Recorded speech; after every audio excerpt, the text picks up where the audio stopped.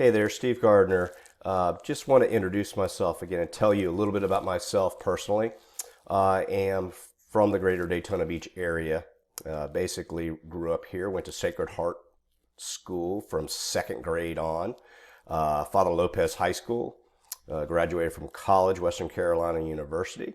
I am married, a lovely wife, and two lovely daughters. I have been in the real estate business 18 plus years, started with Watson Realty. I am now over with EXP Realty. Let's see what else. My favorite hobbies are I am an avid surfer, love to surf at the Sunglow Pier, down by the rocks, Ponce Inlet with all those crazy guys, and then up in Standish and Ormond with all those crazy guys. Love my surfing, love fishing, boating, all that kind of stuff as well.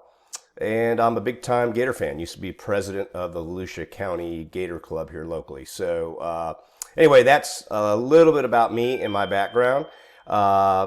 If you are interested in working with me or need to buy or sell any type of real estate, I'd be more than happy to work with you. Just give me a shout, reach out to me. All right, thanks. Take care.